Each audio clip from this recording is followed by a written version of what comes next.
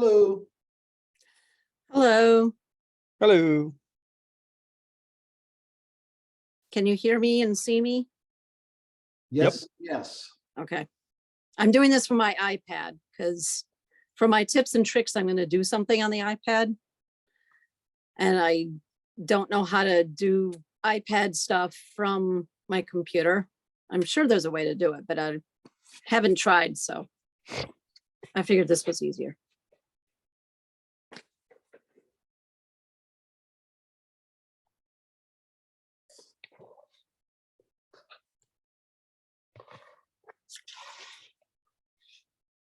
Hello, everyone. Hello, Margie. How are you doing? On the up, rising or however, going up instead of down. That's good. Mm-hmm. And y'all, you're doing fine? Yeah, Good. nothing much going on, but yeah. Get out today, enjoy the warm weather. Yeah, a little bit. I had to run errands. Yay. How about you, Jim? Get some good pictures today?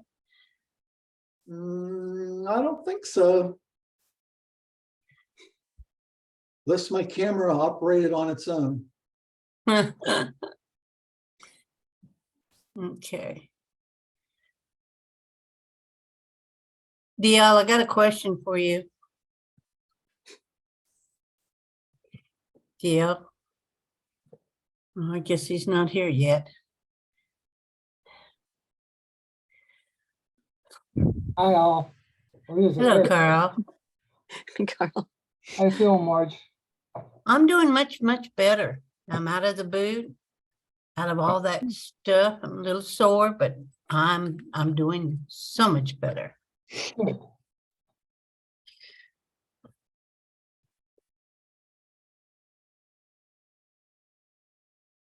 Go back to writing a letter. So if you see strange things come across the screen from me, I had nothing to do with it. And you want us to believe that, huh? It's worth a try. I know nothing.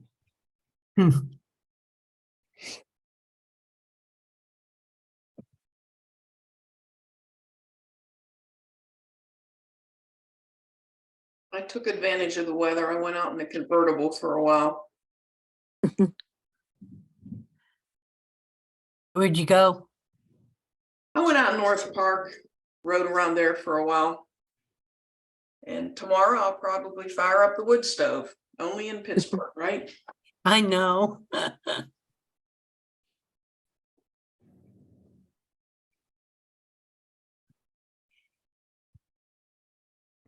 I've heard most of the countries like that though, so. Yeah, it's all kind of crazy right now. And It has been. I just heard on the news, the last 6 years have been the warmest on the record for Pittsburgh area. yeah. And with my plants, I've noticed we've almost gone one whole zone. So pretty soon I'll be able to grow all my tropicals that I grew in Texas if this keeps up. Bless you. Thank you. Hello, Marty. Man, we haven't talked in a long time. Has it been longer than 5 minutes? I think 10 minutes at Oh, least. okay. Yeah. Is Annie joining us tonight? Yes. She is. She's coming in late. She's Okay. working until 7. All right. Well, let's go ahead and get started. Beth has requested to do her tips and tricks right away. She has another engagement here in a little bit that she needs to go to.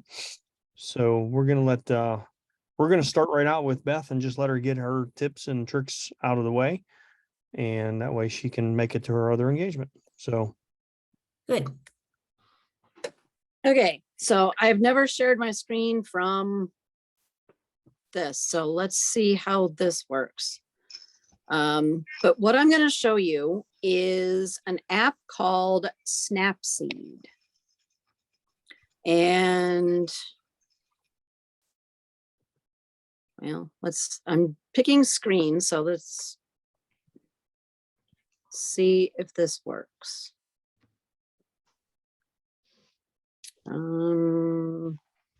Okay, do you guys see a photo? No, Okay, what do you see? you, You, Me? Well, and the, well, yeah, and everybody else. nothing's All changed. right, So, let me go back to Zoom and let's see. I don't know.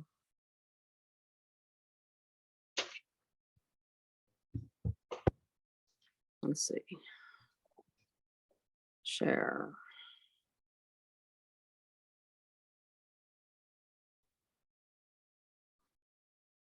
Brian, have you ever done this?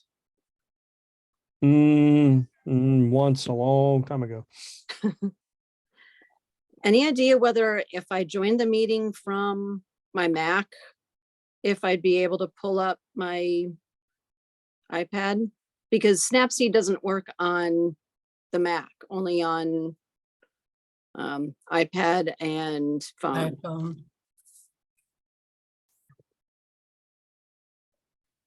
I don't know.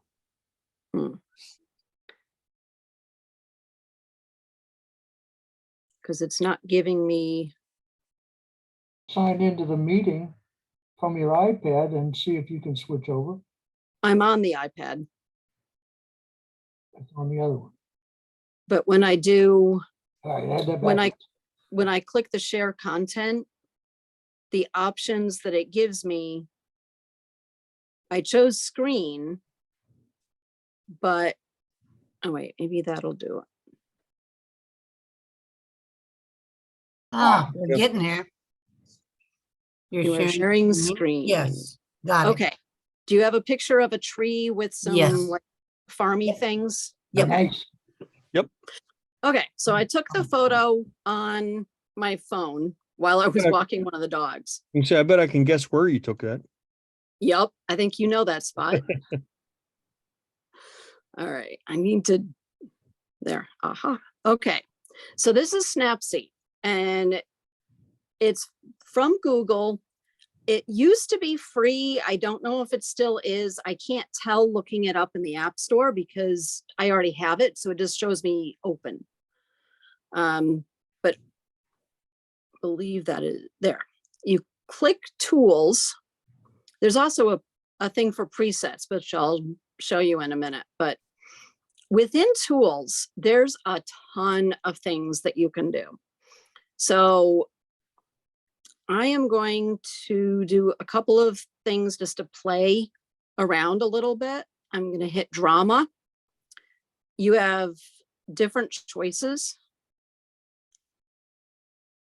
of like how dramified you want to do it. And you can if you scroll your finger down, if you can see the blue bar at the top, you can make it not as strong or super strong just by moving your finger across the screen.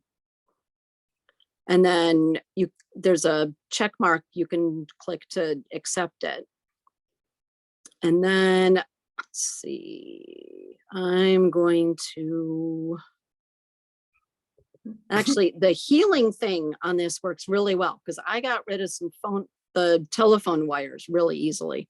On another photo, not this one. Oh, let's see. I'm going to add black and white just because I think that's going to be cool with the other thing I'm going to show you. So it has layers. The thing up on the top that's with the arrow over the top has the layers. And if you click the view edits, which was near the bottom, down here, now you have little layers.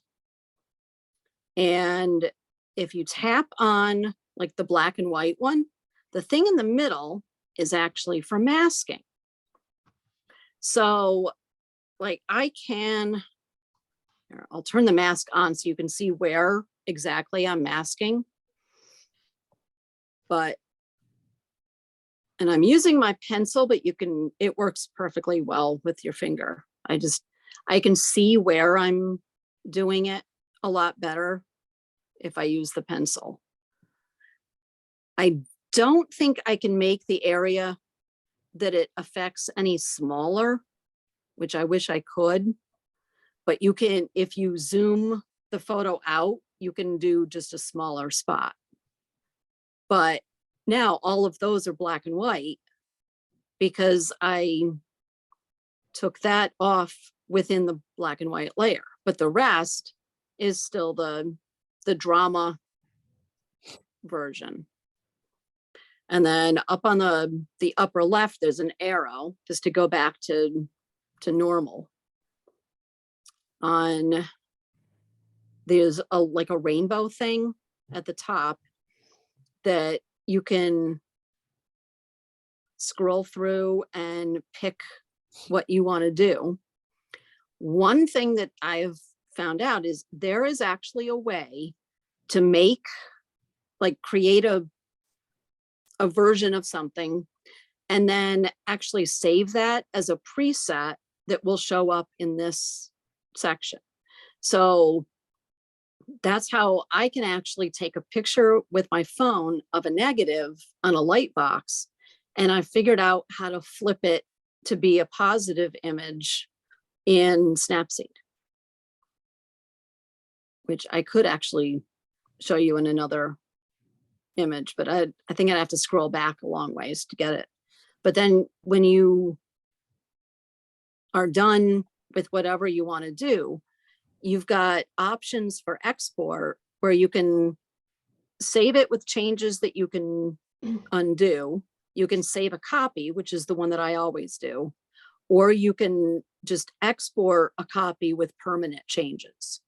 So I usually do the save a copy, and it'll do all of the stuff and it'll save it to your camera roll in your either iCloud or Google Pictures or whatever. And since it's from Google, I'm pretty sure that it works in Android and everybody else as well. So any questions? How do you pronounce the name, the site? Snapseed, you said? Snapseed, SNAPSEED. Okay, thank you. I tried looking to see if it was a cost to it, but I already have it, so I don't know if there was a cost or not.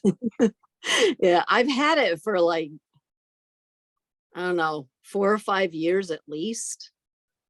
But it's, I mean, when you see all the different things in here, there's a ton of things you can do. And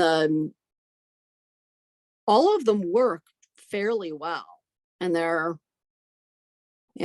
easy to use. You can, for tune image, this is the one that lets you do, you can change any of the usual things that you would want to. And all you do is just slide your finger up and down on the screen and change how it looks. Actually, that's kind of cool. It's free. It's free. Yeah. Is it? Okay. And it does a ton. I mean, that's because you can even, there's even curves in here. Because which is how I have actually turned the whole negative to positive thing. All you have to do is flip both of the end ones. And that makes it so that it's flipped, which is pretty cool. Now, where did you find the selective tool? Which one? Selective, or your masking tool? That is up on the right. There's a kind of like a diamond with another below it and an arrow over the top. Right, I opened the tools, yes.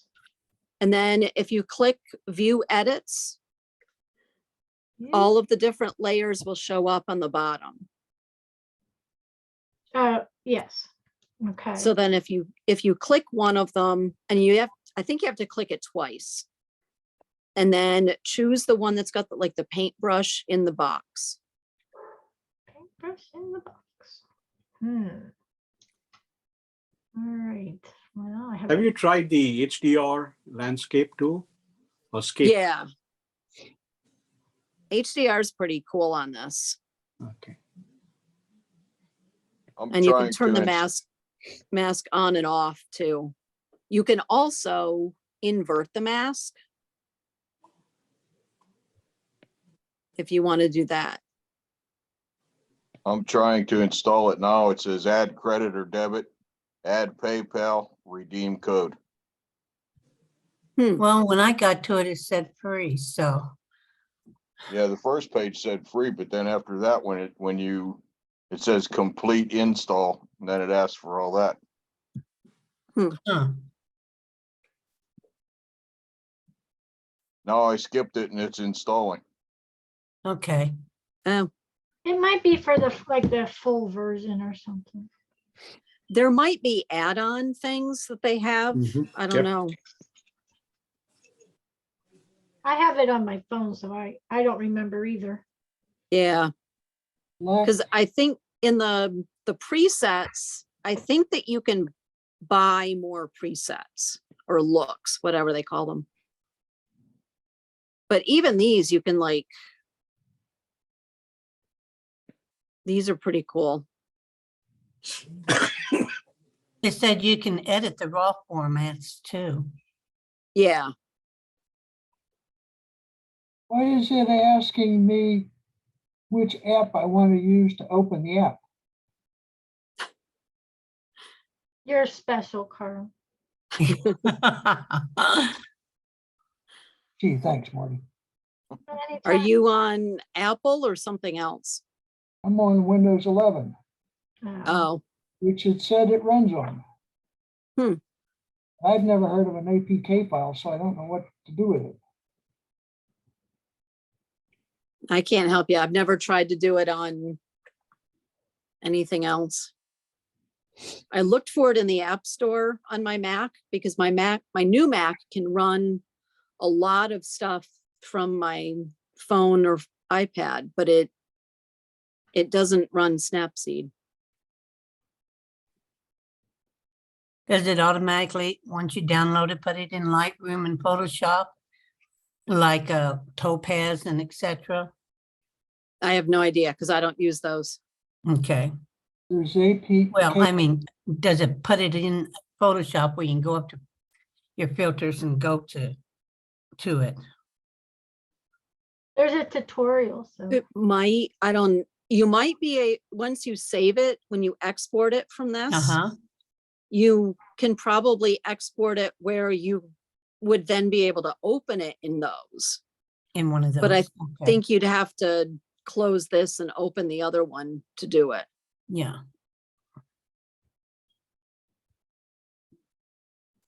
If you go to the Windows Store, you can get an APK installer for Windows 10 or Windows 11.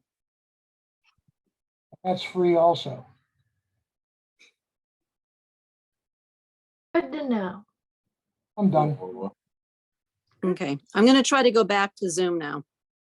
Hey, does anybody Thank use you. their phone to make phone calls? Hardly Why? ever. Why would you want Really? to do that? I get phone calls on mine, but it's usually my mom. It's my only phone, so yeah.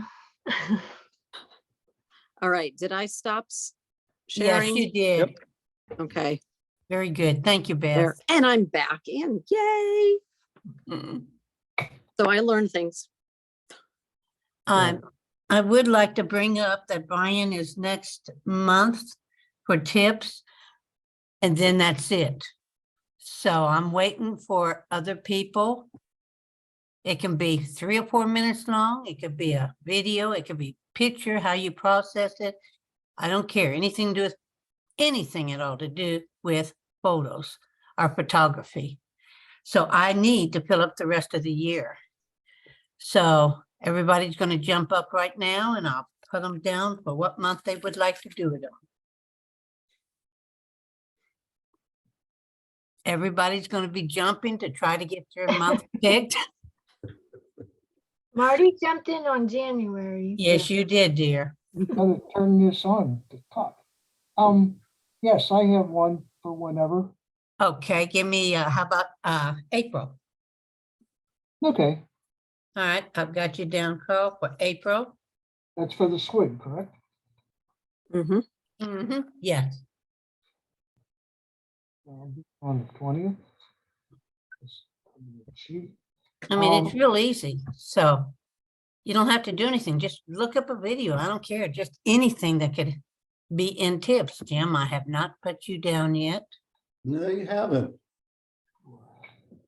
Okay, For those who do not sign up, I'll put them down twice. I'm gonna come up with a project for part of this presentation. For the group to do with a Polaroid PD4. All right. No one else is volunteering. All right, I'll hit you up next month. I have it, it's sitting downstairs, so we'll make it a project to figure out what we can do with it. All right. I appreciate it. But think about it, really, this is very important and it's so easy. And it really helps contributing to the club. So anytime y'all can join in and do something. I'll do August. All right. Thank you, Marty.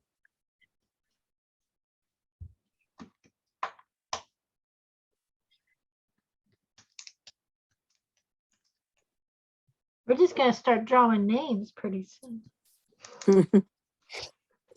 Got you down for August. Okay. Do that. We're gonna spin the wheel.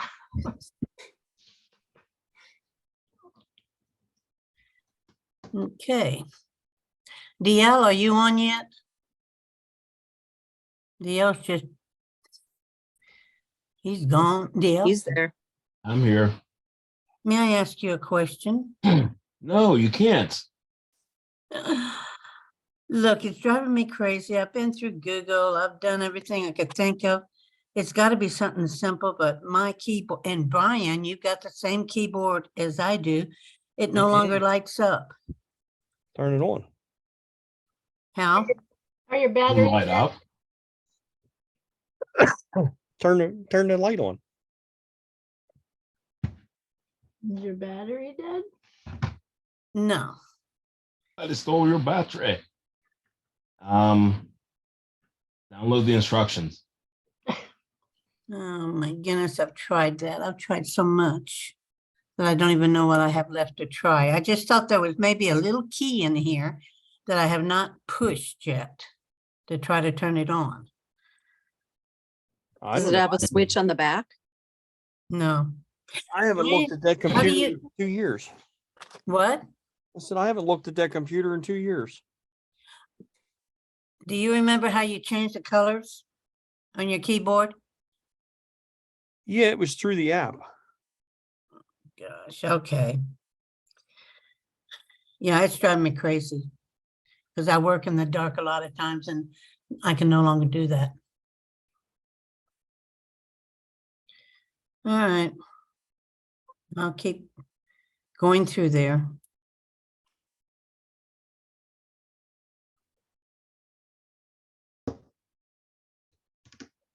All right. There's, like I say, there's an app for the keyboard, and I can't remember what it is. I'll see if I can find it. I have the computer here with me. Yeah, and I it's been so long. It's been, oh gosh, you and I were at IHOP pre-COVID, I think, when we got this computer, and you showed me that. So, Yeah, I'll take a look and see if I can find it. I know it's an app that's built into the computer to change the keyboard lights and colors and all that yeah, stuff. But I can't remember what the name of it is. I I'll can't. have to go through the computer and find it for you. Okay, thank you, Brian. Yep. Thank you, DL.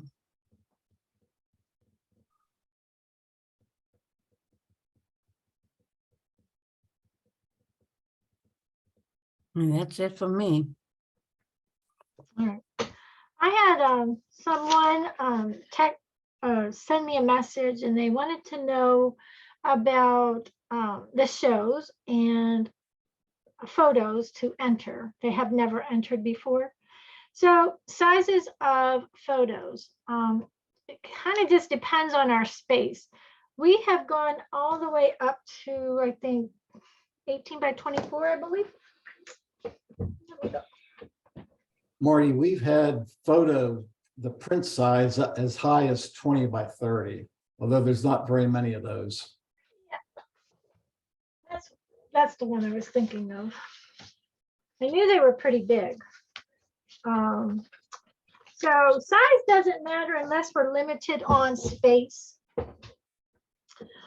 Printing, I know some people can print theirs at Walmart. Mine don't turn out right. Margie's doesn't turn out right, but Annie has printed at Walmart and hers came out fine. I either use MPEX or National or Nations. Does anybody else use anybody else? You know, I was using MPEX. Then I went to Walmart and I compared my MPEX photo with my Walgreens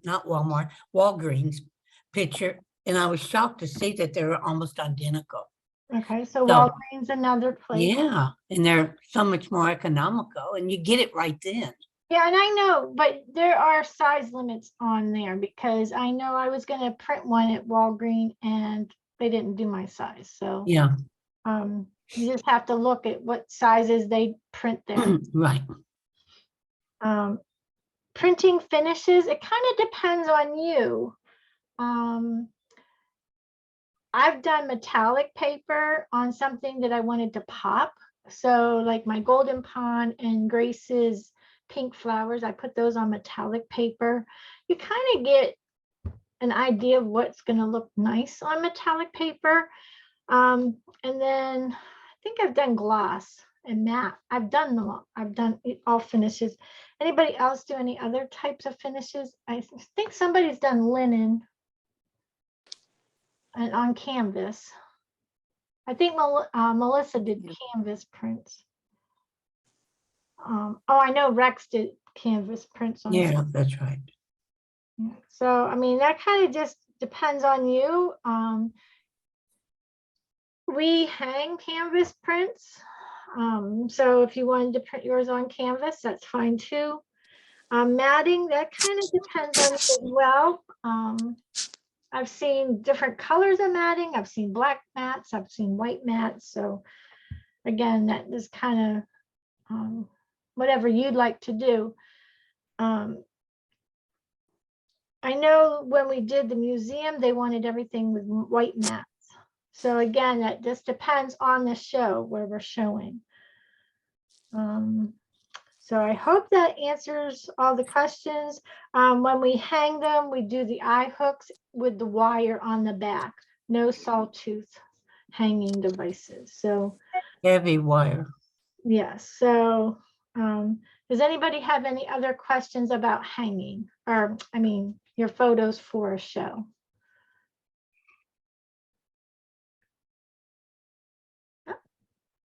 Okay, well, I hope that helped answer those questions. If you have any other questions, you can go ahead and give me a call or email, and I can get back to you. Remember that our prospectus has to be in March 13th, so I can get the labels made. And again, we're going to be asking for help with some finger foods for the reception. The reception, is anybody opposed to doing a Saturday evening reception night? That should be fine. Okay. Yeah. Works for me. Okay, so Saturday, and I believe that's April. I think it's April 1st, Yes. Mhm. which could be interesting, but okay, so Saturday, April 1st will be our opening. Remember that your photos need to be dropped off between 10 and 4 on March 27th and 28th with your labels on the back. Name, your name, the name of your photo, whether or not it's for sale, and the such. This will all be in the newsletter too, correct? Yes. And the prospectus already went out, so it's in there as well, I believe. Mhm. Any questions on that? Well, I hope everybody enters. It'll be fun. Is Penny going to be giving at your place a Saturday deal on how to mount pictures? Did she talk to you about that? It's not coming up yet. I mean, we have not discussed that. You want to put her down for this month and let her know? She can't do it this month. No. Teasing. No, she has to give a month's notice. Yeah, So I'll talk to her about it. It'll probably be too late for this show. yeah. But anybody can reach out to Annie and she can help you. She works at the framing department at Michael's. So. And I mean, you can always get photos with the mats in them. So, I mean, the Frames. picture frame, yes, thank you. The frames with the mats in them, so you don't have to cut them if you print your photo to that. I think we still have a cutter for the club too. I think, Brian, do you have that? Yep. So if anybody wants to borrow a cutter, if they know how to do mats, then just get with Brian. And I know Annie has one too, so I'm sure Yes. she would help you on her day off. She could help you figure it out too. Yeah, and the one that we have is the exact same one that Annie has. Mhm. Okay.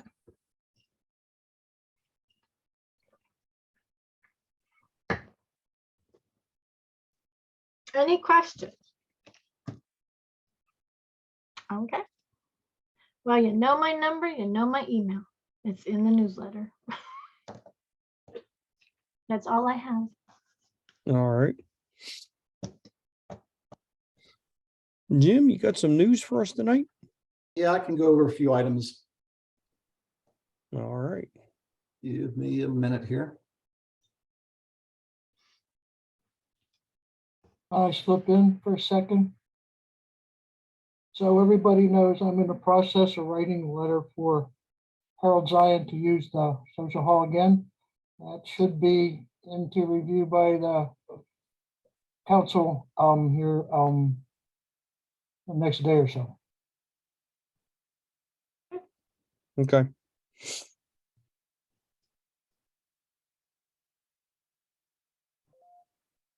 Brian, has Carl paid his dues yet? Yes, he has. No, Carl Haas. Oh. I don't Carl with a C, not a K. Not that I'm aware of. know. Where'd Let me everybody double check. go? Is that a new member, Margie? That name doesn't ring a bell. Well, he's an old member, and then when his wife Cheryl died, they were both members. In fact, they were with the photography class that I taught. And I just lost him. then he dropped out, and now he's wanting to get back in. No, I haven't received a payment from him. So the answer to that is no. I have contacted him and I have been in contact with him with email, but no, he Okay. has not paid yet. And he's got your address. I Yeah, don't think he has PayPal. That's the reason I mentioned it. yeah, I believe I sent him. I'd have to go back through my emails, but I believe I sent him an email with my address in it. Okay. Jim, I didn't realize you shared your screen. I'm thinking, oh no, I've lost everybody.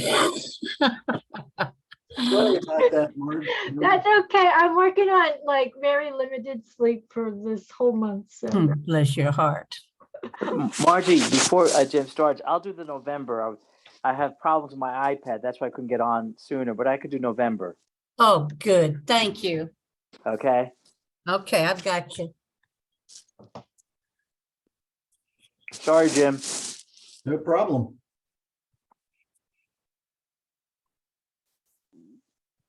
Okay, I guess this would primarily be for you Canon shooters who have either are considering, I guess, switching from SLR to mirrorless technology. Canon's coming out with a new full frame mirrorless camera, the EOS R8. And to be honest, the article doesn't say whether it's currently available for sale. If it's not for sale now, apparently it's coming out shortly. And this is at least, I guess the way I would define it, kind of a mid-range priced. This is not what they would consider their flagship model. It would be a step down, but it shares a lot of the features of the R6 Mark II. But there's a difference in price. This R8 is roughly $1,500 for the body, compared to roughly $2,500 for the R6. And so I'm not a Canon shooter, but just a few things that are in the article. If you want more information, you can look it up. But it's a 24 megapixel camera. It does not have in-body image stabilization. And interestingly, and whether this was just to reduce the size or weight, or I'm not sure what, it doesn't have a mechanical shutter. I think most mirrorless cameras come both with a electronic and a manual shutter. In this case, it's just a electronic shutter. I'm not sure if that becomes problematic in a particular shooting session or not, or particular shooting environment or not. And it just has one SD card slot in it, which some people might feel is somewhat limiting. But the review indicates that it shares a lot of the technical features with the R6. It's just a little skimmed down in some situations.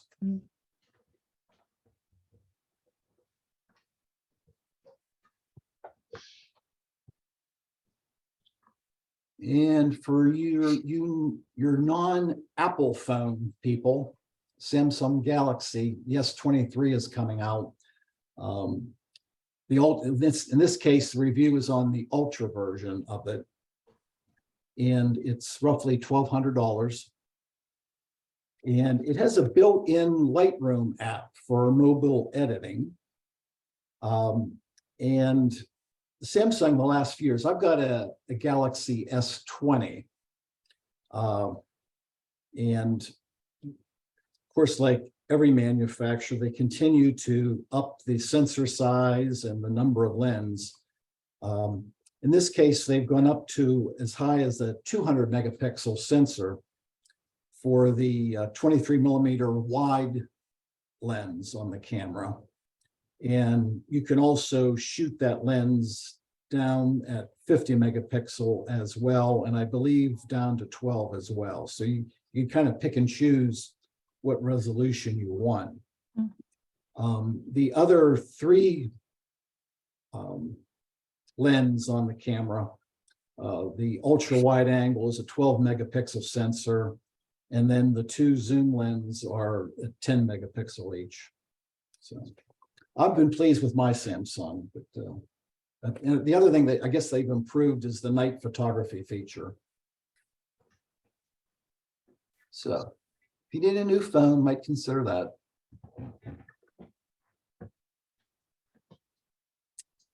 So as the title says here, this is the lighter side of AI photo editing. And in this is PixArt's AI. It's a replacement feature.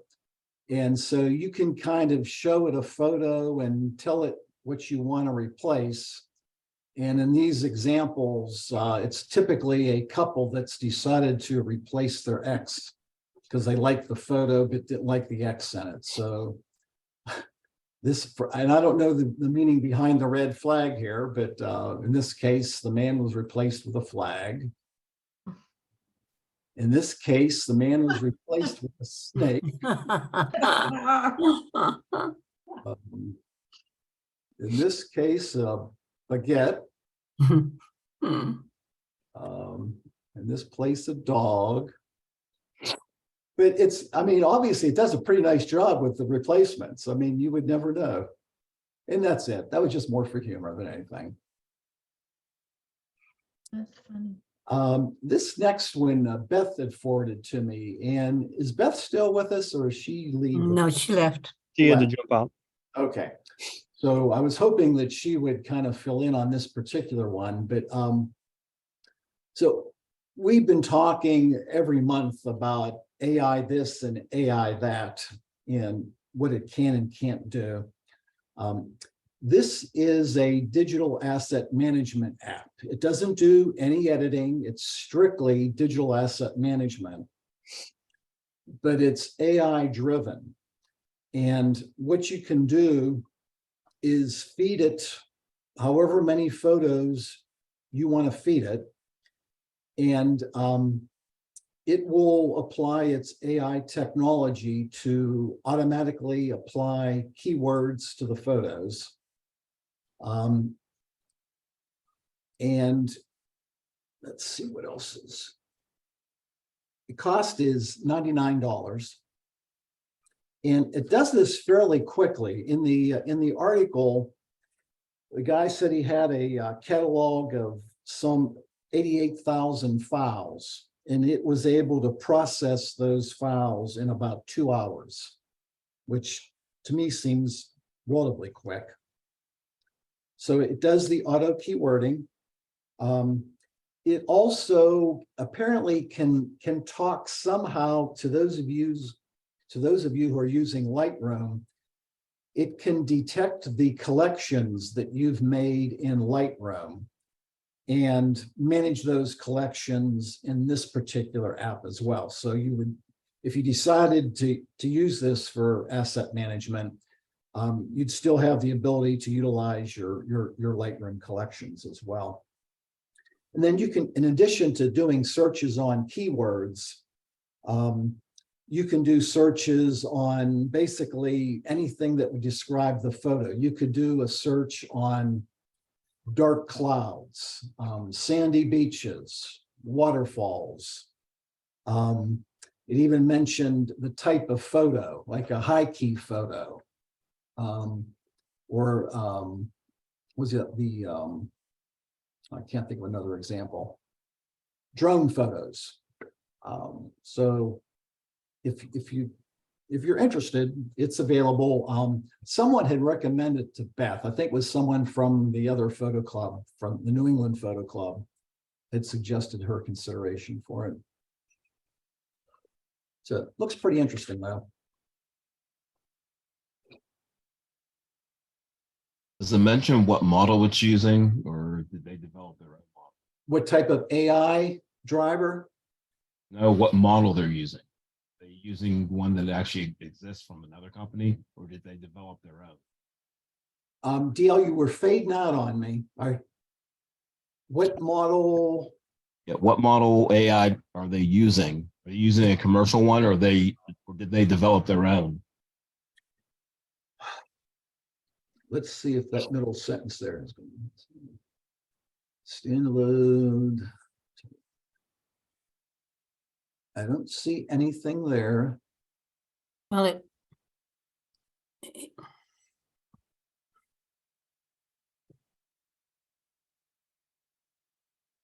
I don't see anything, DL, that describes what AI model they're using. You want to know whether it's like open source or something? Well, there's 3 or 4 major models out there. Stability AI, Dolly, forget that's Imogen, I believe. There's a few of them out there. And I have an idea of what they can do.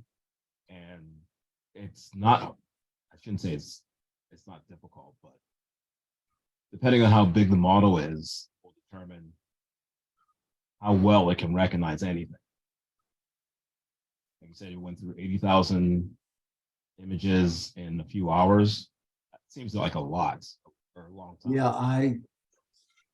I'm not seeing anything that describes the model itself. So at least in this article anyway.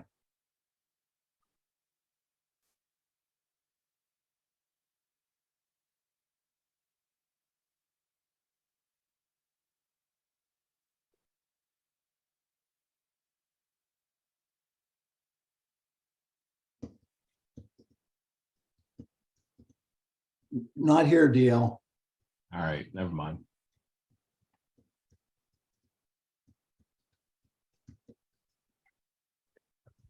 This next one, Canon's developing, and again, we go back to artificial intelligence image processor. This is not available yet, and the article does not indicate when it will become available. But the idea behind it is it fixes three types of potential problems with your photos. One is a noise reduction, which isn't surprising. The other is, they call it Keller interpolation, and their example is a striped shirt, and I forget the terminology that's used. But sometimes if a picture has it kind of changes the Keller. Keller, however you pronounce Moire, M-O-I-R-E. And then the other way, it can correct for lens aberration and diffraction. So I assume it'll be available to Canon users at some point in the future.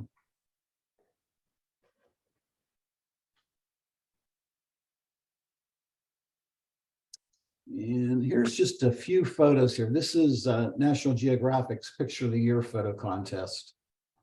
Well, it looks better than the eagle shot I got. Well, maybe you were close.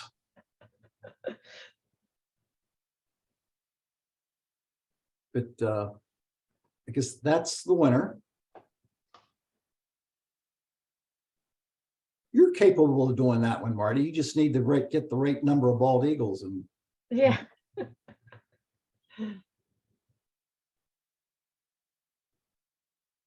Milky Way.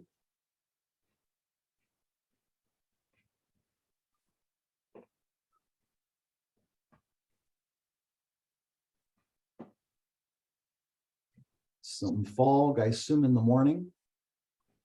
It looks like it's a drone shot. These are by individuals that have entered them into, I think, National Geographic used to have a monthly from amateur and professional type things, but not through their actual photographers. These are individual photographers in this case. Right, yeah. Yes. That's kind of cool looking.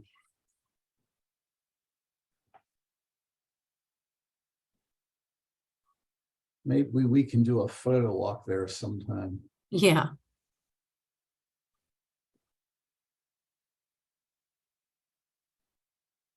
You always come across something like that, don't you, Jim? It's Month or so.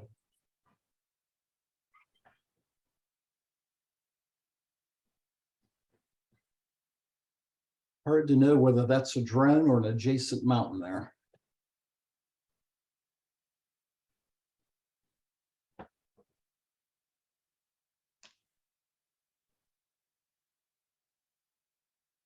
Now, this is a type of shot we can get in our area. Yep.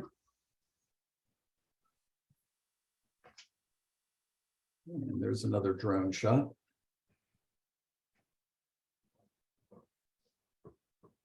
Well, speaking of drone shots, this is getting off subject, but I watched a video last week, photographer I follow on a regular basis.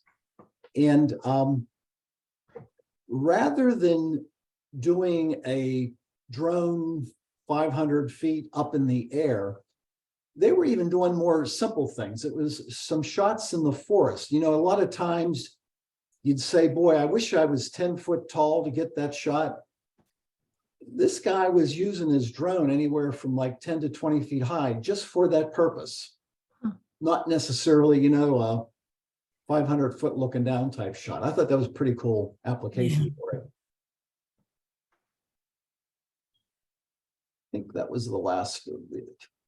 Yeah, it's the last of those. Okay, have all of you heard by now about this ChatGPT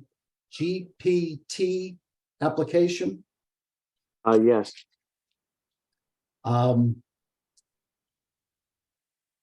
So I saw a video of someone asking ChatGPT some photography related. Bless you. And it's really interesting. I'm going to show you an example of it here shortly.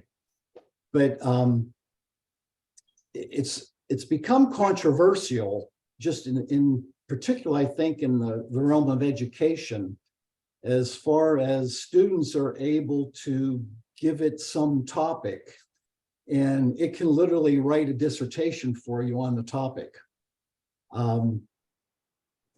And in this particular article, and you can go through it later, it's comparing the search results of asking ChatGPT, in this case, photography related questions, versus Google. And what kind of impressed me was that the ChatGPT, it's almost conversational responses. It's not something that you would think a computer would be able to spit out, if you will. It just sounds like it's coming from an informed human being responding to your question. So as an example, so I signed up for ChatGPT. I think I signed up for, I guess, what is the free version. It looks like there's an upgrade to Plus down here. So I don't know what features it provides and what I'm limited to with my poor man's version of it. But just get you guys out of the way here. So I started with this question: does Adobe Lightroom have a curves tool? And you can read for yourself its response.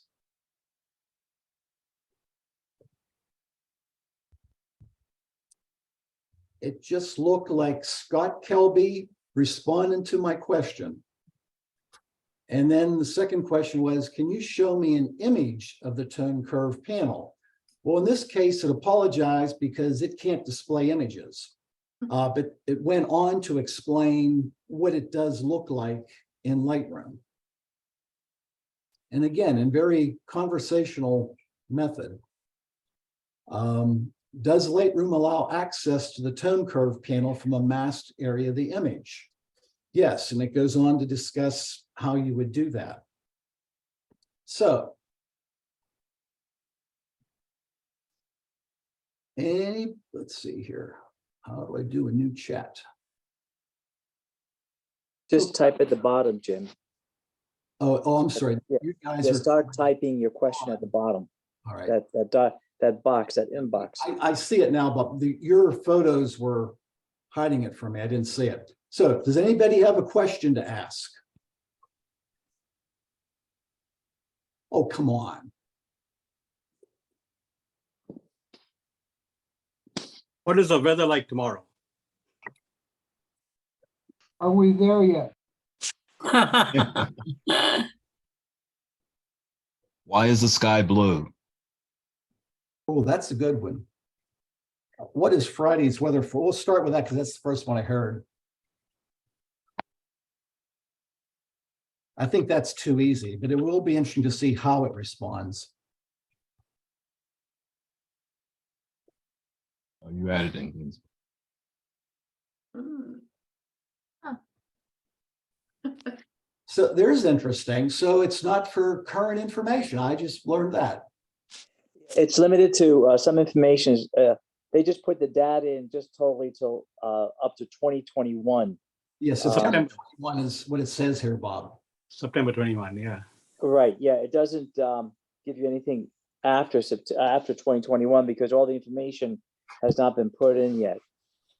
Why is the sky blue? That happened before 2021.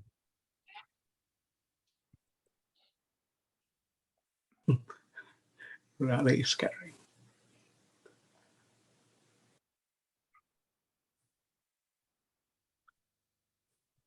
And what in the photographer, it was Nigel Danson was the one that did this on one of his videos. His comment was, not only does it kind of answer your question, but it gives you a lot more information about it than what you might have even thought you needed to know, if you will, in responding to you. So anyway, pretty cool app, I think. Yeah, it'll lull you into believing anything it says. Right. And it'll be just as convincing when it's absolutely wrong. You have to go back and double check everything. Yeah. If you were to write a dissertation based on what this thing writes, you get out into the real world, you're going to fail. Yeah. Have you done an example of that, DL? Google's AI was asked, or it made a statement about the what's the new satellite they put up with the telescope on it? The James Webb's telescope. Yeah. It replied something to the effect that the James Webb telescope saw the first planets outside of our solar system, outside of our galaxy. And that's just not, That's interesting. it's just not true. But it said it in a very convincing way. Yeah. And the internet smacked it. And Yeah, for there's disclaimers in the beginning that some of the information may not be accurate. Also, apparently there's some bias into the program. So, I mean, it's good, gives you a nice explanation, but you have to be careful, like DL said, of misinformation. Well, Bob, you mentioned, like, for instance, if you asked a politically related question, that's where I've heard there's a Right. liberal bias, if you will. Right. To those. If it'll answer at all. I've seen some chats where it says it can't, or it's not allowed to, or not permitted to answer such questions, and we'll change the subject. You know what happened with Google, right? When they tried it, they lost $100 billion of market valuation. Yep. And also Microsoft, when it demonstrated it this week, I think, it threw up some ridiculous. I didn't hear that. Right. Microsoft has partnered with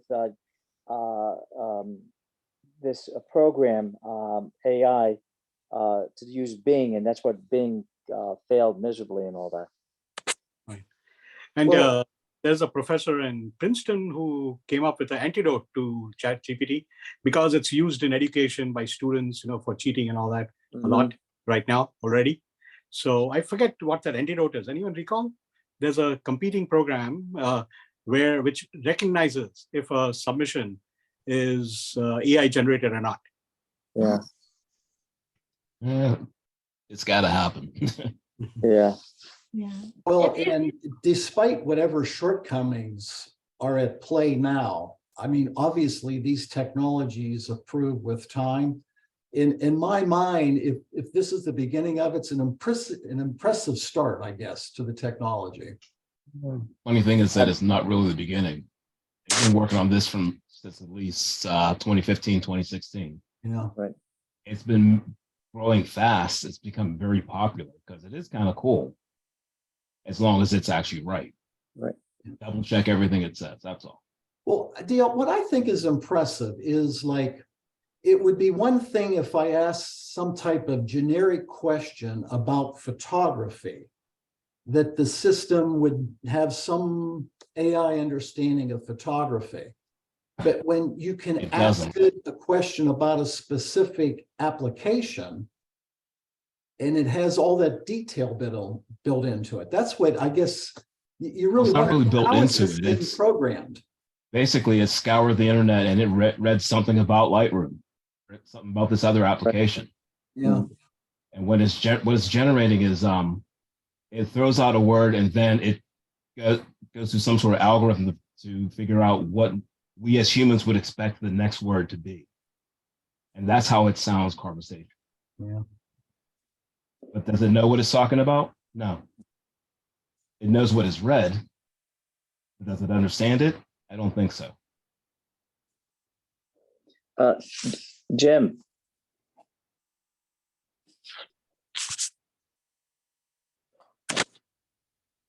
Hello? Go ahead. Yeah, if you get a chance, we could go to the critiques and the photographs and we could extend this to photography. But not now, wait till we have the presentation, but go to the critiques. Yeah, we were actually talking about this at IHOP last week, so it's interesting. Yeah. All right. And this is the last one. Again, I think I have artificial intelligence on my mind here 100% of the time now.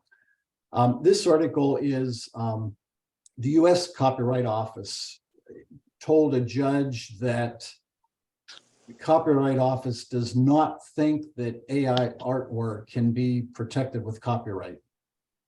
And the case is ongoing, so there's no answer at this point in time, but it's obviously something that, we've kind of discussed around the edges here over the last few months. I do have a question about that because DL was showing me all of this. And Jim, if you came up and said a little girl swinging on a swing, I came up and said the same thing. Will the AI come up with the identical picture? I have no idea. No, it'll give you some variations. There are some programs out there, some free programs like Leonardo. There's also Playground, and you could just put a prompt, and it'll give you how many variations you want of that image. And like I said before, once we go to critique some of the photos, you'll see what I'm talking about. So we can actually end up with the identical picture. Yes. It probably won't. Right. Statistically, you will not. Every time I've used a different AI and put in a prompt, the image is always different. Okay.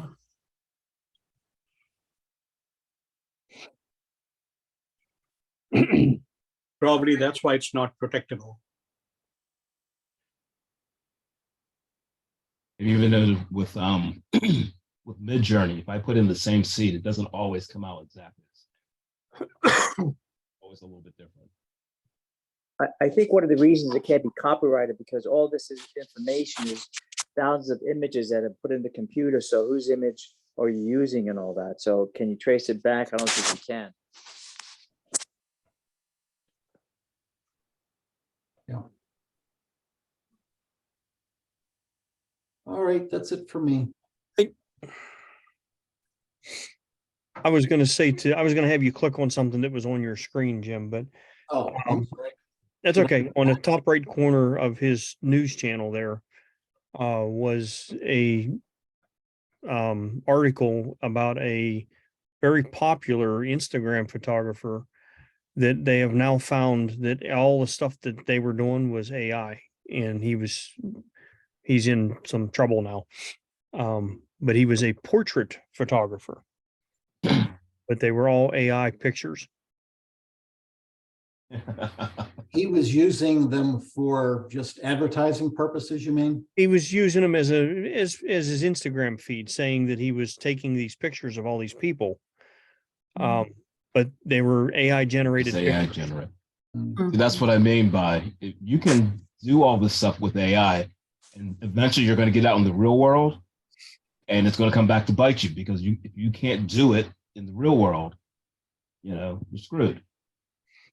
Has any of the jury shows accepted AI yet? Margie, I think it was one of the meetings that you missed here the last couple of months or so. Uh-huh. There, I think in at least 2 different cases, AI generated photos did in fact win photo contest. Wow. So they'll actually have a category for it, or they just do not realize it was an AI? Well, these 2 did not realize it, but I think you're right that going forward, I bet a lot of these contests end up having separate categories. It'd be fun. Okay. Yeah. Well, it falls back to not too long ago, we had things called like mixed media photography, and there was Yeah. questions about that, and there was questions about composite photography and stuff like that. And Yeah. there's always Yeah. going to be something new that the photography world will question as to whether or not it's actual photography or not. Yeah. And eventually those end up accepting them, but they accept them on a basis of it's going to be a separate category. And you can go all the way back to the beginning of color photography. When color photography came out, everyone that was a photographer said that's not real, that's junk, that's garbage. We don't accept that. It's only black and white. And you see where we're at today. So Yeah. So anyhow, all right. Thank you, Jim. Appreciate it. Does anybody have anything that they would like to bring up or talk about, or? Just one other thing on the AI, and I mentioned this to Day Out before. Can we upload one of our photos and use AI to go along with that photo? Yes. So then we would be able to copyright that one possibly. I don't know. Okay. Just to extend this conversation, Brian, can you go to the critiques on Reddit? Is it possible? Yeah, give me 1 second to make sure I have it up here. Okay. I just added the links to those news articles, by the way, to the chat, if you're interested in looking at anyone in particular.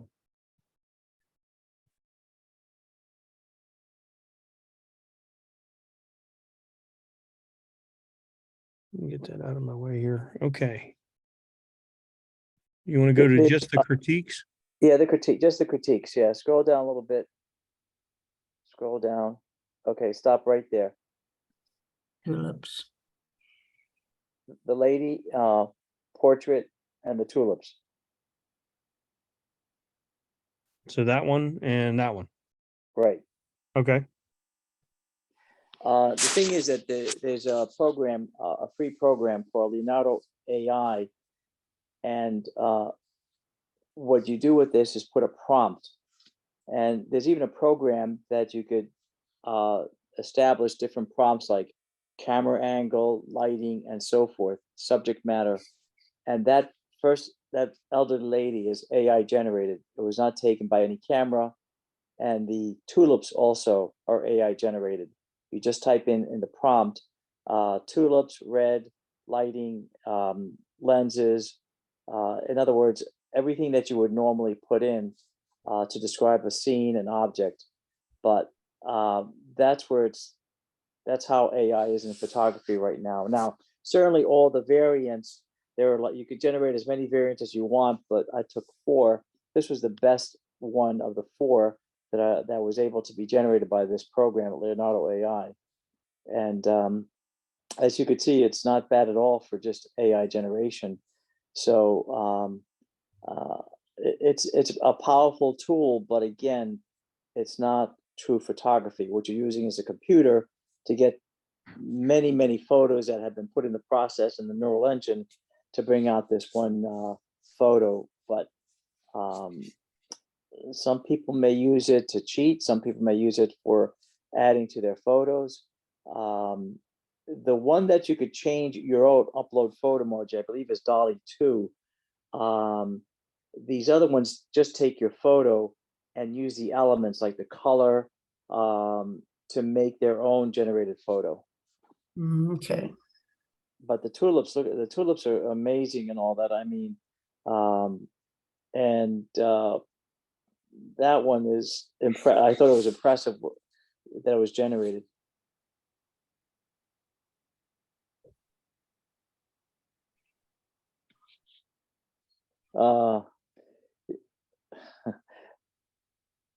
Bob, it's nice to see as some of our members really appreciated your photo. Yes, I like Yeah. it. But you know what? The reason I chose this is to show, I mean, how far some of these programs have gone into generating images in photography. I mean, this would be hard to do. I mean, period. I mean, the lighting. I mean, certainly you could do it. I mean, it doesn't. And I used a little bit of Topaz denoise and sharpening to kind of bring it a little bit more in focus. But this is with just AI. It's just prompts. It has not. There was no camera involved in this whatsoever.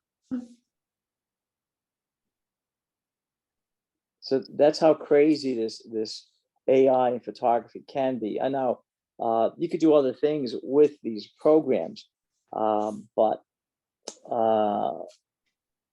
and I guess the way that judges may be able to find the differences, I guess it is the metadata included in the photograph. I guess you have to include the metadata, which there's no metadata. All it is just a web design.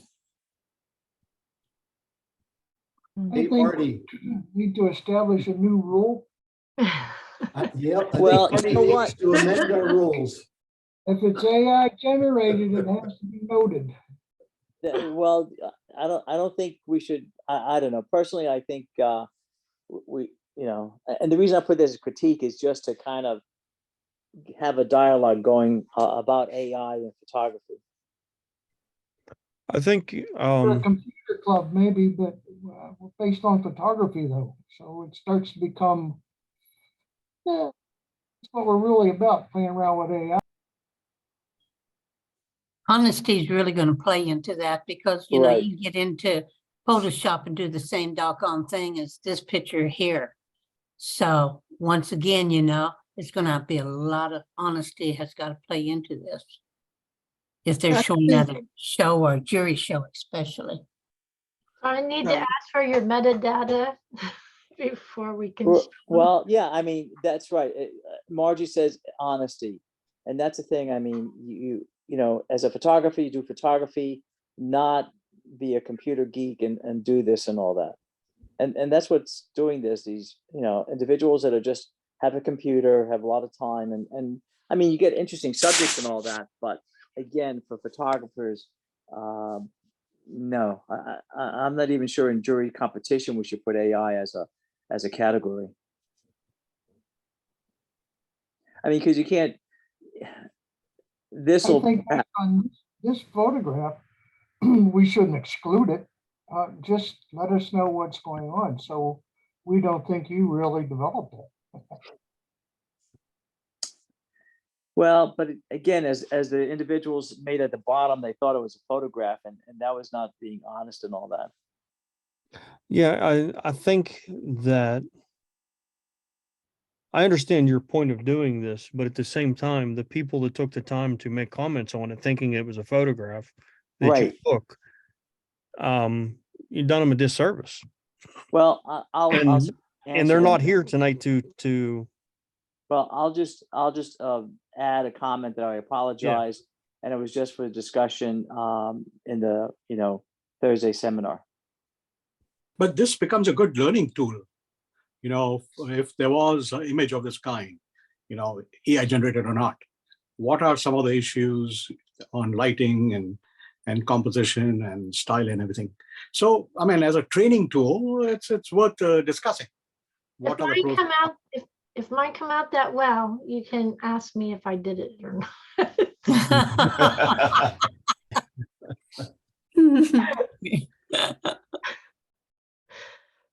Again, Brian, I didn't mean to disservice anyone. It was just, and perhaps it was absence of thought that I did not include a disclaimer. But I think it was a good full, Bob. okay, well, I think you were just a couple months early. April Fool's is coming up. no. Brian, it was just to show. No, I understand. Bob, I understand the point. I'm not disagreeing with you. I understand the point, but I mean, yeah, I'll write a disclaimer at the Yeah. bottom. I'll apologize to them, but again, if I gave the hint, then would they be? Well, would they critique it as they are right now? That's another way of looking at it. no. Bob, is that actually you we're talking to? Yes, it's me. Yeah. It's not AI. It's not ChatGPT. That's for sure. I can see the point in the critiquing because people can learn a little bit more about critiquing, no matter how bad or how good the photo is. So putting up the work, whether it's your photo or if it's just something off the internet, and critiquing it will sharpen their skills. But they still need to know it's AI. Oh yeah, I will. And Yeah. again, yeah, I'll put it in disclaimer at the bottom and all that, and an apology. But again, it was just no malintent. Let's put it that way. Yeah.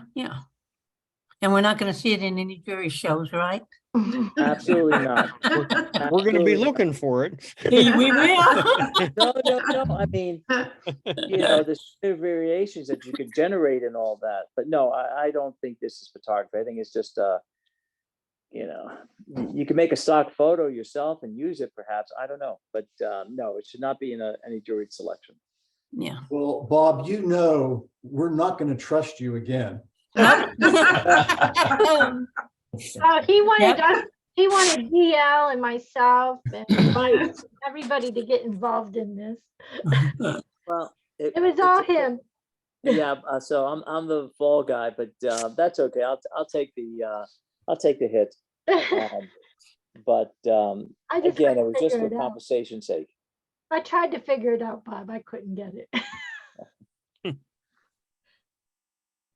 All right. Well, since we're talking about critiquing, I think at the last meeting, we were going through the January Photographer's Choice Award things.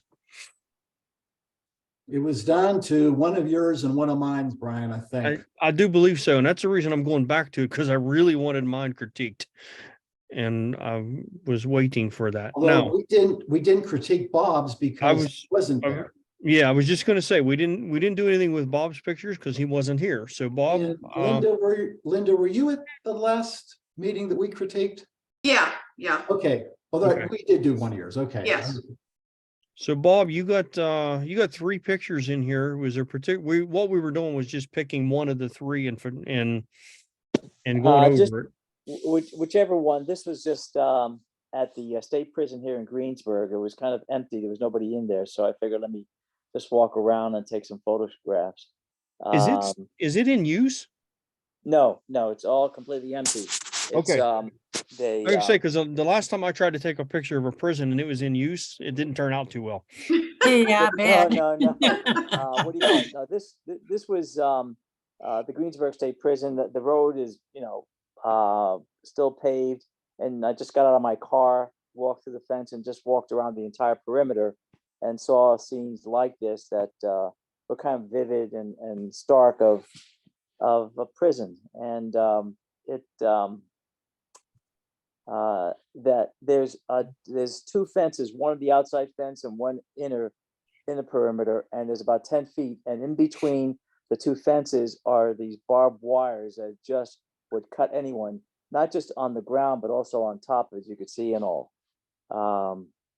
And this is a watchtower, obviously, for to watch the inmates as they play ball or do some other items. But again, it was just, you know, I don't know what kind of photography. I mean, it's just a shot I took to just show, you know, from the outside, what it would be like looking at something like this all the time. All right. Well, guys, Looks like they had quite a few nice tones in the picture.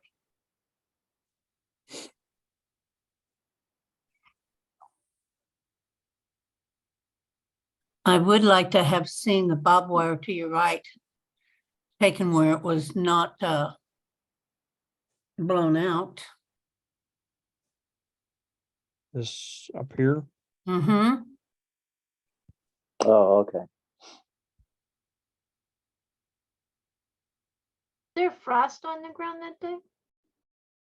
No, it was just, it's like almost dead grass, like it's, Oh, it okay. hasn't been mowed or anything like that. So no, there was no frost on it.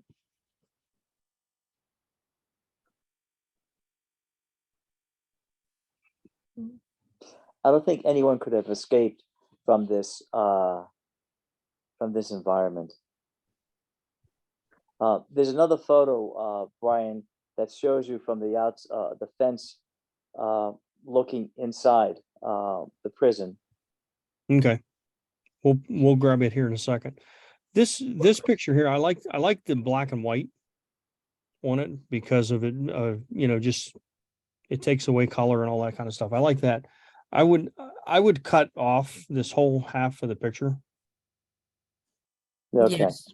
and I would crop this like right about here Yeah. and across here and then right up through here, maybe that pole, I'm not sure. Would you keep it landscape or would you go portrait? I would do more of almost a square maybe Square. in this section. Just to it would bring your attention to the guard shack and the fence, the barbed wire going down through here. I Yeah. think this pole and then like Margie said, this as this gets blown out over here, kind of distracts from the picture itself. I really see something tighter. Oh, I can't. Okay. Something tighter like so. Mm-hmm. Yeah, that would be better because I Yeah, kept looking at the foreground. There's too much white at the foreground, and Yeah. this is a better photo if it were cropped. Yeah. Yeah, I think you get a stronger sense of what's going on, and you get a little bit more impact out of this picture by cropping it closer like that. How long has this prison been abandoned? Does anybody know? It must be at least probably 7 to 10 years now. I think there was a scale down of prisons because they built a new prison on Somerset, and that's what happened. They transferred all the inmates to that new prison. Do they do tours of that prison? I don't think so much, and not that I know of. I mean, it says keep out. That's all I. Brian, do you want to give it a try to get inside? Not with that barbed wire. I'll take pictures. Yeah, I'm sure. With as the EMT show up to get me out. You know, I like it because it does. Yeah, really. You won't see me around then. It does tell a story, and I do like all the different tones in there. And you know, it does bring out some emotion when you look at it. But I agree with Brian that it does need to be cropped right there to really focus up on the guard shed. It was Yeah, closed June of 2013. June 30th, 2013. Wow, so it's been closed 10 years, almost 10 years then. Could you get up in the guard shed to look over it, did you say? No, the thing is that it's locked and all that. It's a fence with a padlock. Oh, And the there's- bottom part is? Yeah, the bottom part to go up the steps. Yeah, wood may not be in too great shape, 10 years of no maintenance, so Yeah. maybe a good thing. I don't think Right. the county owns it anymore. It was sold at one point to a guy who was gonna develop it into, some kind of housing for addicts or something. And that deal fell through, and I think the sign of the last owners may still be down there. But I don't think it's gone back to the county yet.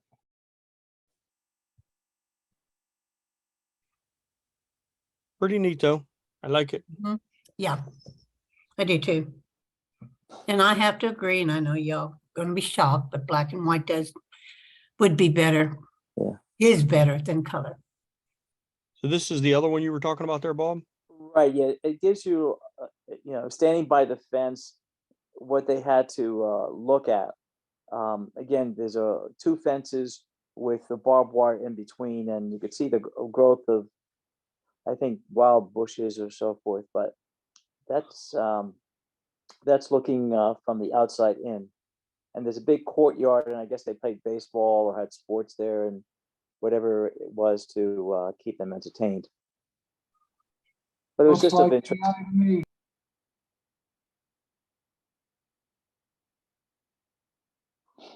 I think this picture would have been as good in black and white as well.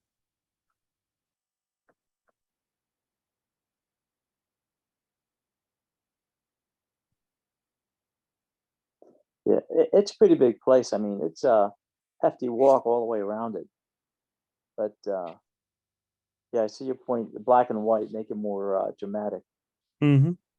I think it would have helped if the razors in the front of the picture on the razor wire, they had been a little sharper there. My eye Yeah. keeps going to that, but I think if they were Yeah. sharper, it'd be interesting, because that's really it's really a feature of what is the deterrent to going over the wall, right? Is Oh, having yeah. a wire. I mean, Yeah. this is not the standard barbed wire, I guess, for cattle. This is just to stop people, period, I guess. It's actually called razor wire. Is it razor wire? Yeah, it's barbed wire has little spokes on it. Razor Yeah. wire has those long slice things like little razors, and that's what you see around prisons.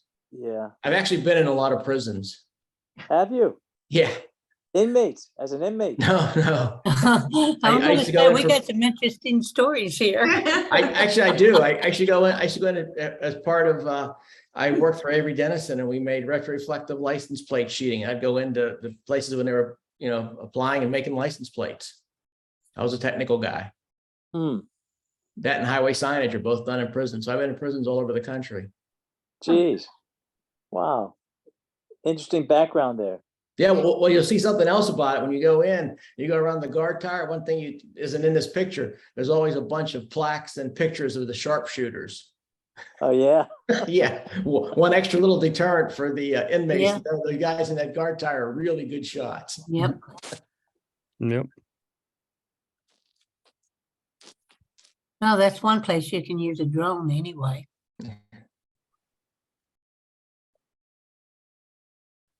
I wonder whose job it was to weed whack in between them two rows of fences. I don't think Oh, so. no. I've actually seen pictures of prisons also like this, but they have the different types of plants that have the large needles on them. Some of the needles are up to thorns, I mean, are up to 6-7 inches.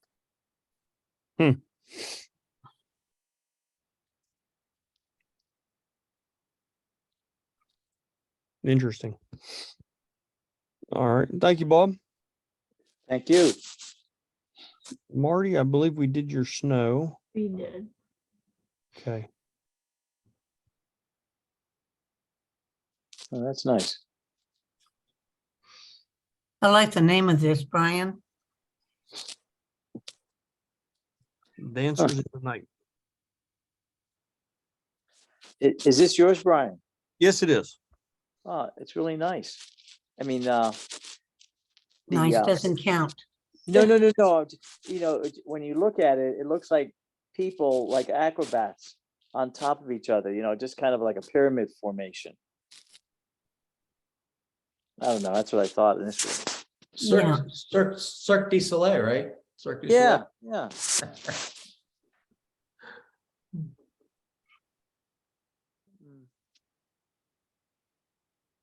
I So, like Brian, I like the photo, and obviously it works great in black and white. That's no question. I'll call it the bottom inch of the photo, and I guess it's a leaf with some highlights along it there. Mhm. That's not adding anything for me, and I might have just chopped off the very bottom of it. Okay. I like the way the dancers are actually on a black background. Mhm. It brings out the actual dancers. What is the name of that again? Cirque du Soleil? No. Dancers in the Night. Dancers in the Night. the night, Okay, Yeah. yeah, Oh, so that very was good title. the only, that little white spot at the bottom, Right hand. sorry, stick bug. Yeah. Um, What color is it? I don't know, Okay, a yucky stink bug. A brown one, I think it was. okay, thank you. You're welcome, I guess. That little white, like triangle area on the bottom. Right. dancer. Yeah. Right On here. the left, no, keep going up, up, up, up to your dancer. Okay, to the left. See that little triangle? I'm pointing at it. Can you see me? Oh, okay, yeah, my glasses. Yeah, are right back. there. Yeah. Yeah, Okay. I see it now. Yeah, it's just a little blown out there, and I think I would tone it down or get rid of it. But Yeah, there we go, yeah. Just clone out, clone the background in there, it'll never know. because I keep looking at that little white dot. Okay. Bring that up again, could you, I Brian? know it's part of the leaf. Actually, it looks like a lizard with their mouth open there. Over there, up and on the right-hand side. Here. Yeah, Yeah. No, it's not a lizard. I know.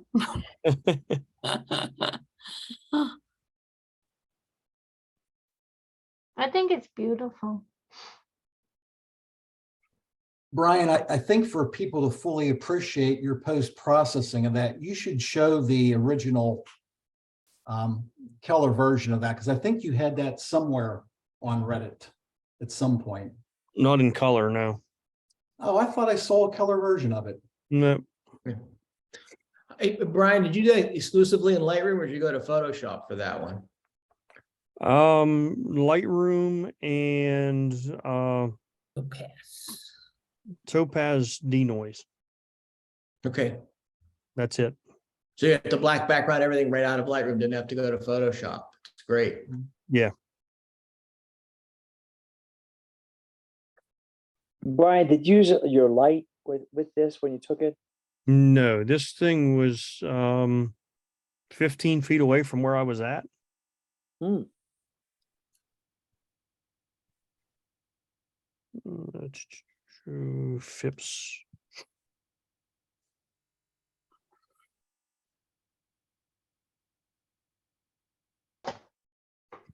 Brian, did you possibly have the black or the color version on Flickr? No. Is that the color version you're talking about, what we're looking at Yeah, right above? yeah. Yeah. Yeah, right there. Yeah. Hmm. That's the one you were talking about, Jim? Yeah. No, I don't have it posted anywhere because I didn't do a color version of it. I only did a black and white version. Okay, maybe I imagined it. Nope. You might have seen it when I was showing stuff in Lightroom last week or at the last meeting. Oh, I bet you're right. But no, I didn't produce a color version of it because I shot it with the intention of it being black and white from the beginning. Yeah. Anyhow. What if you would have moved a half a step to your left? I would have been in a waterfall. Oh, okay. You didn't have your boots on? Yeah, I had my boots on, but Phipps Conservatory don't really like you too much to be in their flower beds and water. Well, Alan, do I assume you meant a step to the right so that all of that flower and leaf would be in the black background rather than that one segment being? Well, I was thinking more to center it up between the front two leaves. Moving this in between these two. Yes. Yeah, that would have ended up with these red lights and stuff in the background. Okay. Lights. That's kind of what I was wondering. Yeah. What, would it been for the background and that kind of thing? Yeah, it would have ended up with red lights and other. It would have ended up with a worse background than what I had. Brian, just a question. If Hmm? you were anticipating to do black and white, and again, I think this was answered many years ago, to just use it in color, would you not try the black and white mode on your camera to see how it would look There it is. on the camera? Yeah. Is that it? Yep. Oh, that's a black and white mode on the camera from the camera. Yeah. Oh, okay. Okay. Yeah, I did several with the monochrome turned on in the camera just to see what it was to get an Okay. idea of what it was gonna look like, Okay. and then go from there as to what I wanted it to be finished as. Okay. Can you But go yeah. back to your folder, please? There is. It's a little. It's not shadow, it's the opposite of shadow, a little bit of light. And it's like going straight across right below the bottom of the top dancer to the right. This area right here. Yes, yeah. Yeah, that's coming in out of the background without darkening all of this. You ended up with a little bit of that. Yeah, it just looks like it actually goes over that one leaf, and it shouldn't be over that one leaf because, yeah, that right there, because it is in the background. Yep. Okay. Really neat. I love the dancers in the night. Right. Just I- to, Yes, that's really a great photo. I liked it very much Yeah. too. Very good, Brian. Very good. and just to show, I shot this at 1000 ISO. Wow. So it was with an 85 millimeter lens, handheld at 1/50th of a second. At f4.5. Didn't get any noise either, huh? Or, you put it in topaz or not? I Okay. denoised it in topaz Okay. a little bit. It didn't take much, No. but I pulled just a little bit out of it, just to clean it up a little bit. Okay. Auto ISO, or did you select that purposely? Oh, I don't use auto ISO ever. I actually couldn't even tell you how to turn it on my camera. Yeah, I don't use it either. No, I pick the ISO based on where I was at, what I was doing, how I was able to hold the camera. Because I think if you look at this one, yeah, this one was 1000 ISO as well. And this one was 2000 ISO. So it's based on the lens I'm using. This was 2000 ISO, but I shot it from f14 with that lens. So, yeah, I never use auto ISO for anything ever. I don't even know if I know how to use ISO auto. What do you guys think of this picture here? I Can you like bring it. it up large, please? There we go. All right, now I'm going to be getting my glasses quite soon, but it looked like it was a little bit out of focus on the main one, on the one that shows everything, but it may be because of my glasses. Yeah, that it looked like it's a little bit out of focus. And I know I'm supposed to start with something nice, and I do believe some of your needles are really in focus, and it's nice to have partial all the way around, and then you have that one large cacti that is on the thirds. But the one large one, like I said, it may be my glasses. It looks like it might be out of focus. The focus looks more like. I up don't on know the that it, I top don't know that right. it's out of focus as much as it is there's so much in there that it looks out of focus. Well, go to the top one, right 'Cause above. if you look at these needles, they're in focus. They're sharp. You know what I mean? Mm, If you look, go to the one right above it and over, bring it over.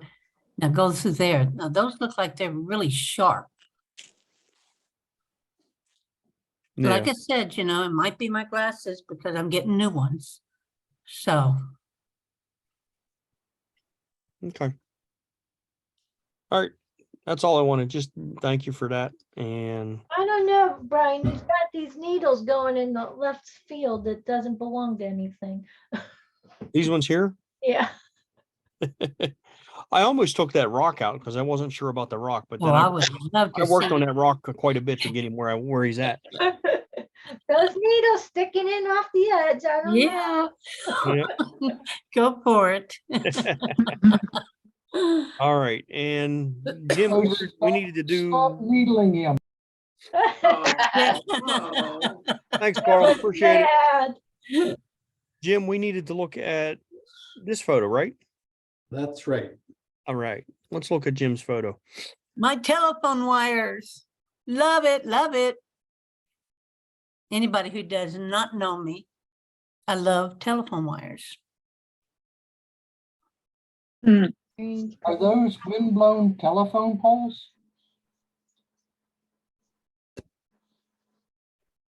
Carl, I don't really know how to respond to your question. What was the question?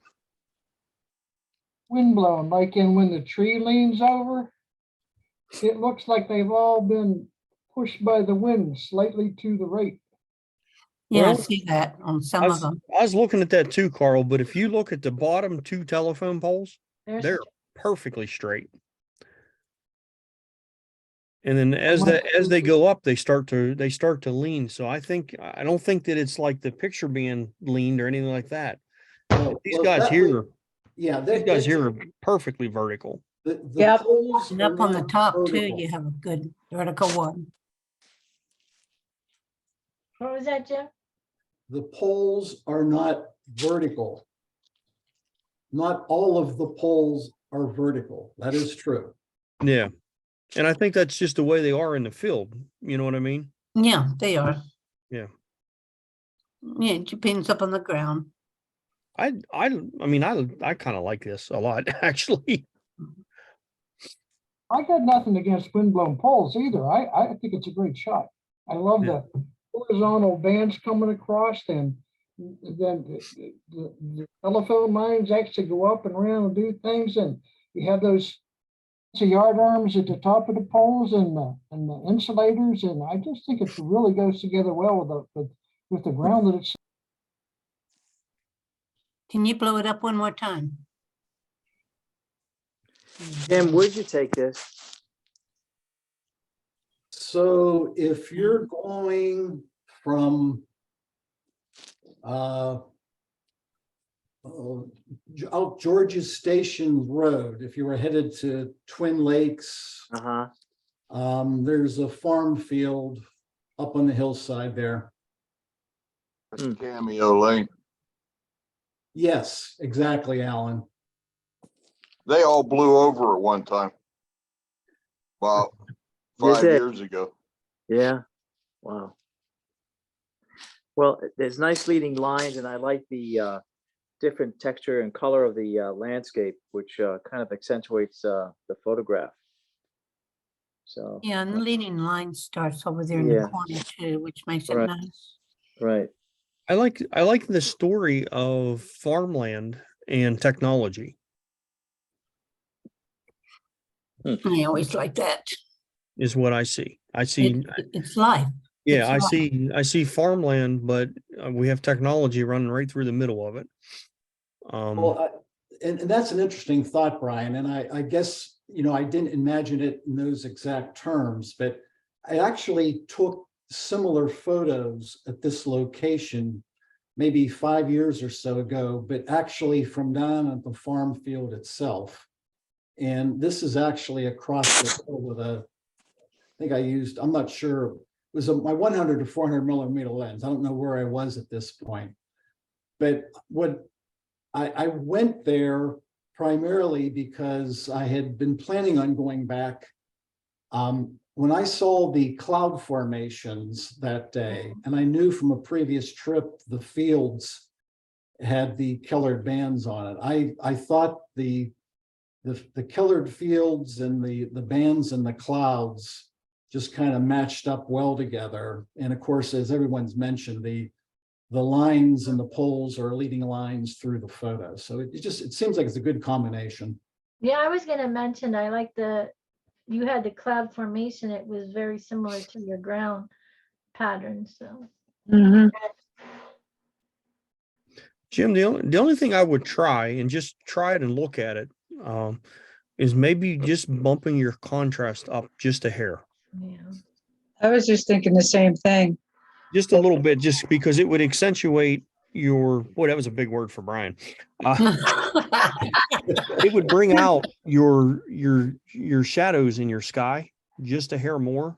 Yeah. Okay. And then also darken your stuff down here by popping your whites up a little bit. So just a hair more contrast, I think, would pop this photo a little bit more. Yeah. I can try that. I think if you looked at the raw file, this is relatively high contrast, but maybe your suggestion is it just needs to go a little further. Yeah, I mean, once you because you have a toning on this too, though, right? I'm sorry? You have this toned a little bit, don't you? I don't believe so. Oh, okay. To me, it looks like it has just a little bit of a sepia tone to it, but that could be my glasses going bad. It is actually. Yeah. No, really. If I look at it without my glasses on, it's black and white. If I put my glasses on, it's toned. I I can't need see new it without glasses. lines. Yeah, I do too. Yeah. But yeah, I think just a hair, and when I say a hair, I mean like 1 or 2% at all. You know what I mean? And I really think 1 or 2 notches, and I think it would really pop this photo out. All right, I'll take a look at it. Thank you. Yeah, it's something that John Waco had said, you got 10 tones there and you want to add each one of them within your photo. In Superflex Pro, they actually have towards the bottom all of your tones. And if you click on it, it can show you where each of your tones are and what might be missing or what could be improved. Yeah. You remember that one, Brian? Yeah, in Silver Effects Pro, what shows Yeah. you the 10 zones is what it is.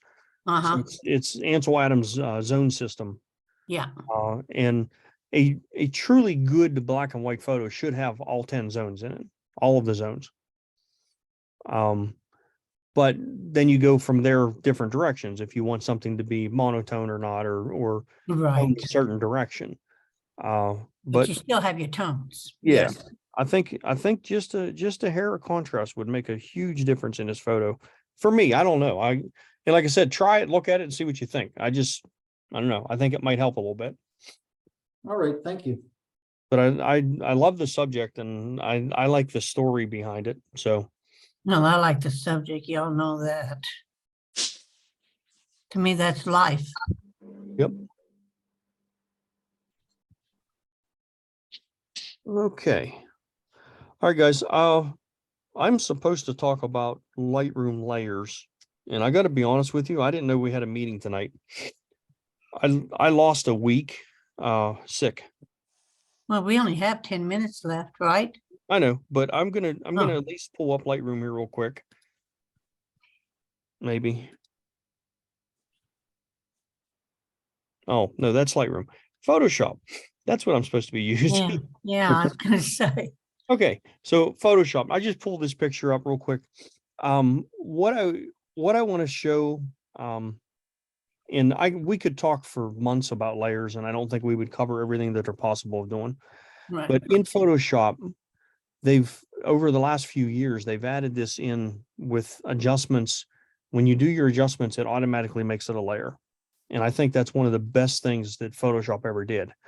Because now if I come in here and I do a, let's say a brightness and contrast layer, when I click on that, you see it automatically added me a layer in brightness and contrast. So we can make adjustments to this picture that way.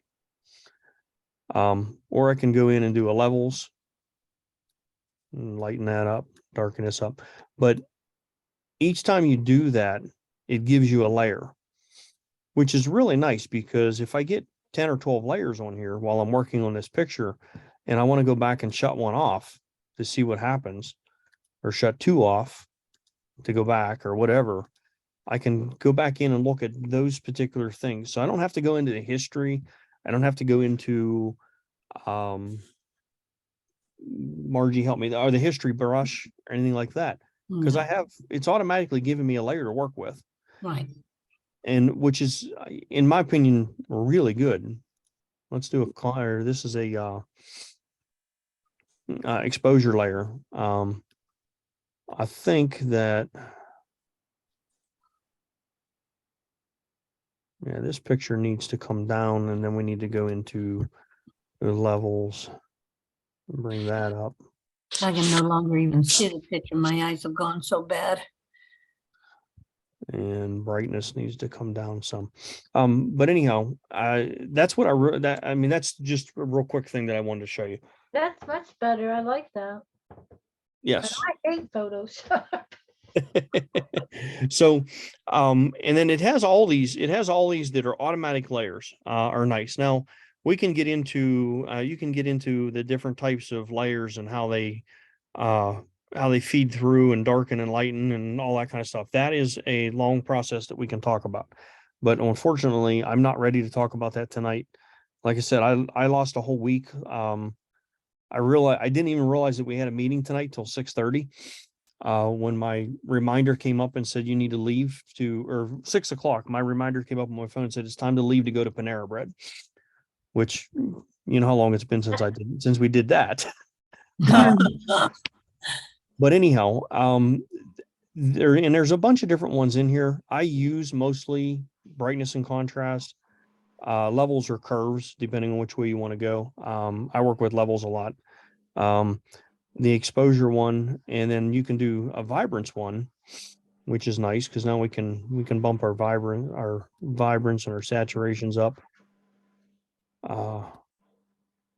You can see that change in the orange and this and that.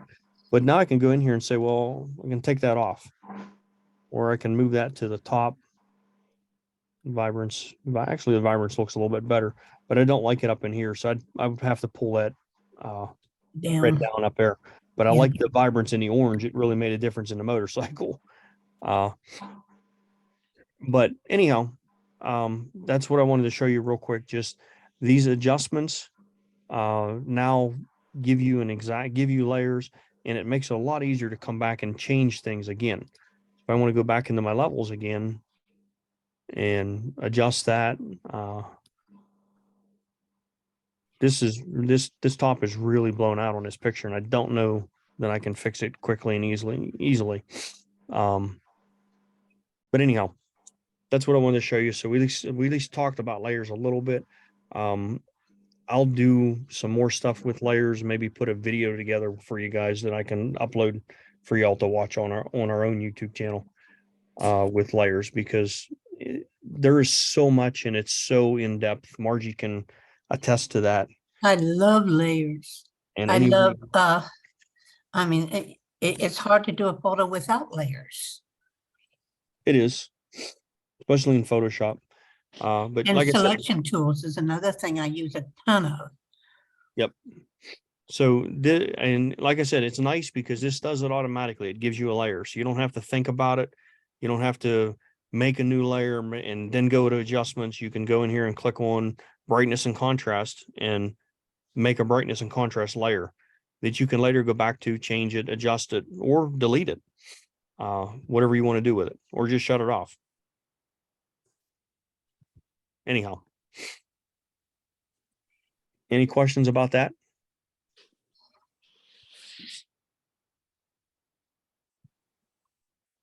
Nope. Okay. I'd like to give you more on that, and I apologize, but I literally lost. I spent a week on a couch. I watched 7 seasons of Chicago Fire. Oh my gosh. And if you guys know anything about the show Chicago Fire, it's 23 episodes per season, and they're 42 minutes long. Oh my goodness. Yeah. That's how long I spent on a couch, not being able to. It literally for several days. It took everything I could to walk upstairs in my house because of my whatever was going on in my lungs. So, when my notification popped up tonight and said there was a meeting, I went, "Oh shit!" So I apologize for not being prepared for that, but We had a good meeting.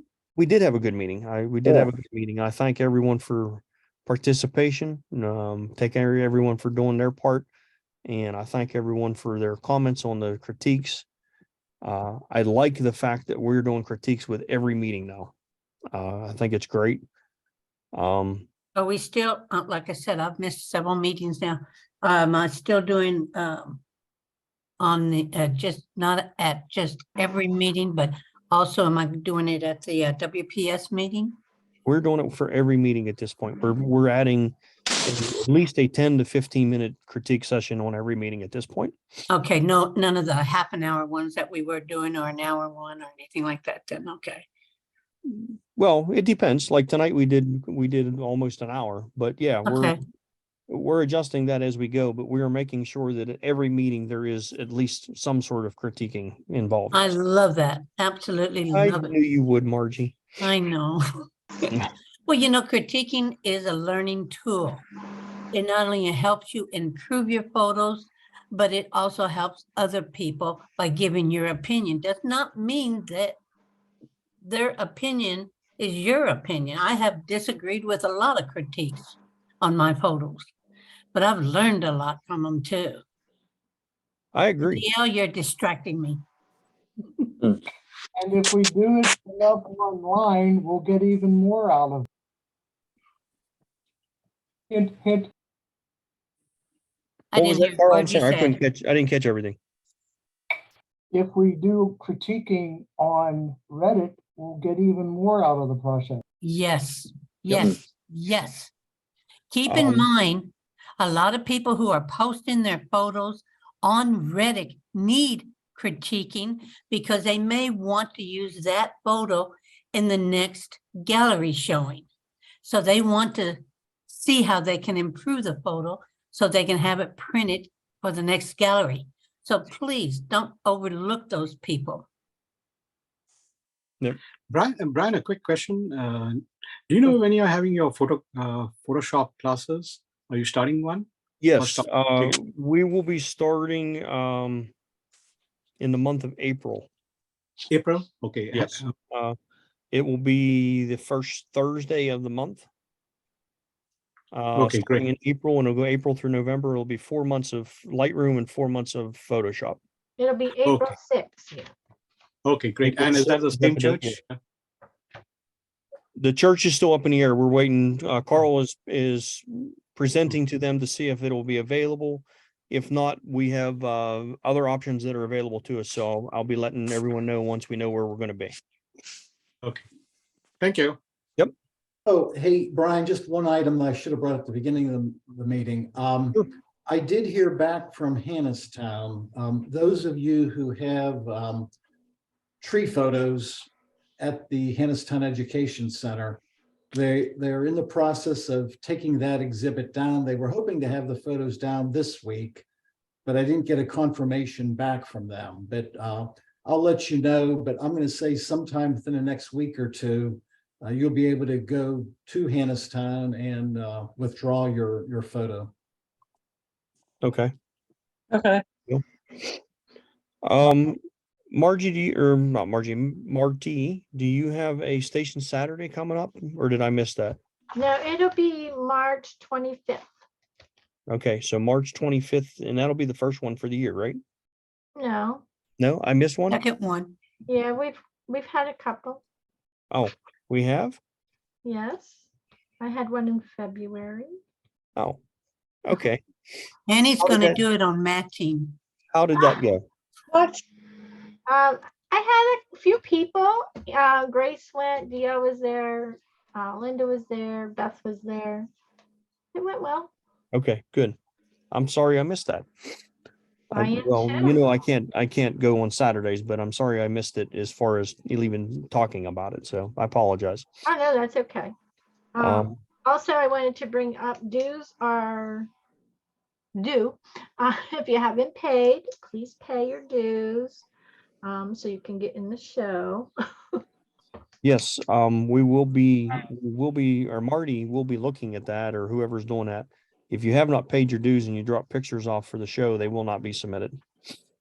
And They technically after this month, we can suspend people for not paying their dues because you get 2 free months with was always the rule, 2 free months, and then you have to pay your dues. So it is February now. That's 2 months into this year. So if you haven't paid your dues, please do so.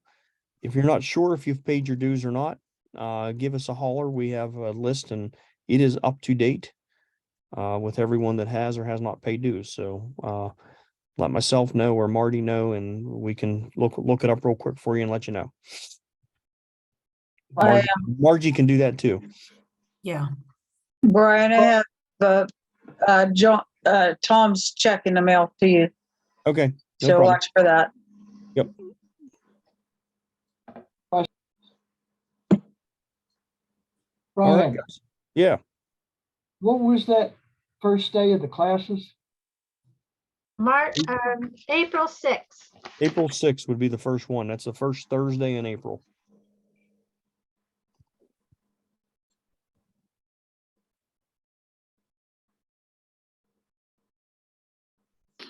We have so many ways to get out and get to know each other now without having to leave Zoom for our regular meetings. But I mean, you stop to think about Marty's and then my talk about, and then we have the events each month where we go out and take photos together. And now we've got this with a Lightroom / Photoshop. So we all need to attend some of these and we get to know each other instead of just on Zoom. Yep. What's the next photo walk? When Next is it? photo walk Prison. is It's the March photo March walk. is at 19th. Crescent Prison. March 19th. Okay. Is it the 19th, someone said? Yeah. I have a dilemma Yeah. that day because I really want to go to that, but I also have something that I've been involved with for 5 weeks or 5 months, and that's the 6th month for that, and it's the last day for that, and I'm dilemmaed as to which way to go. Mhm. Because the other thing that I've been to for 5 months in a row, and I hate to miss it. So anyhow, all right, guys, if there's nothing else, when is the next talk about? It is March 16th. Okay, so March 16th on the talk about. If there's nothing else, we can call it a night. It's 9:05. Okay. All right, thank you. I appreciate everybody hanging out and joining in and all your comments and everything. Thank you very much. Thank you. you, everybody. Okay, Yeah. good night. Thank you. Good night, guys. Brian, Yeah. don't forget me and the keyboard, please. Oh, yes, I have it. Hold on. I found it while we were talking. Oh, good. It is a thing. It's called Steel Series Engine 3. Engine 3. Yes. All right. Open that up, and then it has multiple things in there. But one of the things is a place to turn your keyboard, your colors, and that kind of stuff on and off. Okay. The engine 3 is what I needed. Yep. All right. All right. Thank you so much. You're welcome. Okay. Y'all have a good night. All right. Good night, all. Yeah. Bye. Bye.